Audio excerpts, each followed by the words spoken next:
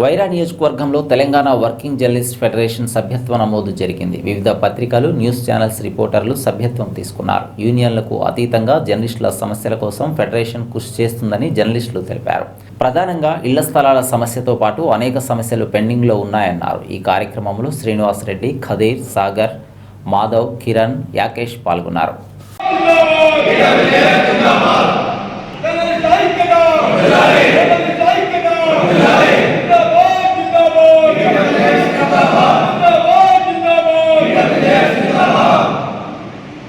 వెలుగుల కోసం ఏ నాయకుడైతే మన కోసం కష్టపడతాడో, ఏ నాయకుడైతే మన కోసం వెంట నడుస్తాడో అలాంటి నాయకుడి కోసం మనం ఖచ్చితంగా అతని వెంట నడవాల్సిన అవసరం ఉంది. కాబట్టి మిత్రులారా, మీరు ఒక విషయాన్ని అర్థం చేసుకోండి. సుదీర్ఘకాలంగా కేవలం జర్నలిస్టుల జీవితాలంటే ఒక అప్రిషియేషన్ కార్డు, లేకపోతే స్థానికంగా ఒక ఇళ్ల స్థలాలు, ఇండ్ల ప్లాట్లు, లేకపోతే డబుల్ బెడ్రూమ్లు వీటి చుట్టూనే తిరుగుతూ వచ్చాం. కానీ జర్నలిస్టులకు సంక్షేమం అనేది అనేక విధాలుగా ఉంది, అనేక అంశాల్లో ఉంది. ప్రభుత్వం ప్రవేశపెట్టే ప్రతి పథకంలో ఉంది. ప్రతి పథకాన్ని వినియోగించుకోవాల్సిన బాధ్యత ప్రతి జర్నలిస్టుకు ఉంది. ఆ జర్నలిస్టులు వినియోగించుకునే విధంగా చూడాల్సిన బాధ్యత ప్రతి జర్నలిస్టు నాయకుడిపై ఉంది. అలాంటి నాయకత్వం లోపం వల్లే ఈరోజు ప్రతి ఒక్క అనర్థం జరుగుతూ ఉంది. ఈరోజు జర్నలిస్ట్ అంటే కేవలం రోడ్డు మీద బతికేటోడు కంటే కూడా హీనంగా ఉన్నాడు. ఎందుకు? దానికి కారణం ఏ జర్నలిస్ట్ నాయకుడు మనకు సంఘీభావంగా ఉంటున్నాడు, ఏ జర్నలిస్ట్ నాయకుడు మనకు మద్దతుగా ఉంటున్నాడు, ఏ జర్నలిస్ట్ నాయకుడు మనకు అన్ని విధాలుగా సహకరిస్తూ ఉన్నాడు.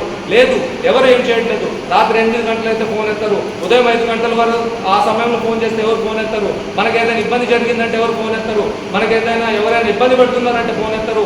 ఆ నాయకుడు మాకు తెలుసు అంటారు. ఆ నాయకుడికి వాళ్ళకి లాలూచి ఉంటుంది, లాభి ఉంటుంది. కాబట్టి మన అంశాలను ఎవరు జోక్యం చేసుకోరు.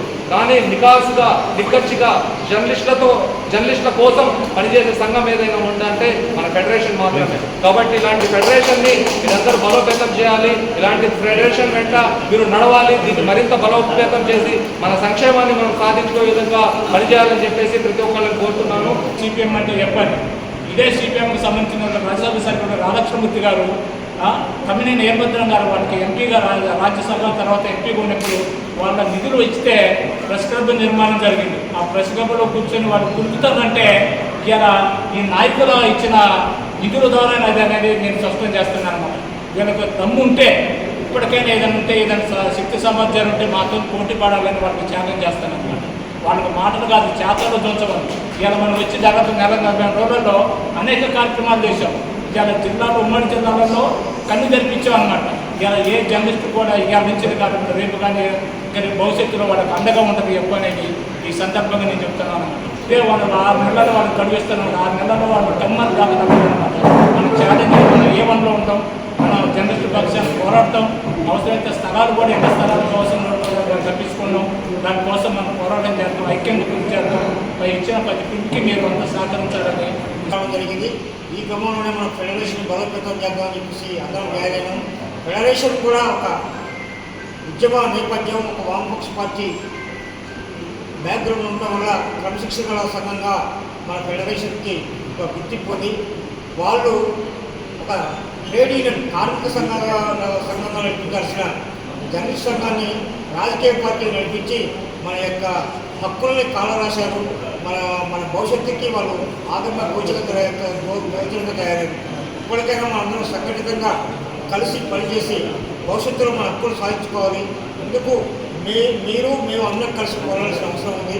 కాబట్టి మన సంఘాన్ని బలోపేతం చేయడంలో మనం ఇంకా ముందు చాలా ఉద్యోగాలుగా పనిచేయాలని చేసి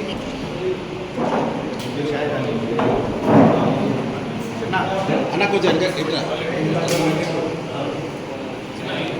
నిల్చోండి.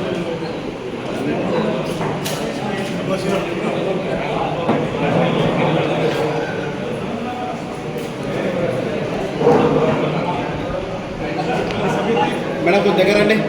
జనభాయ్ సామికో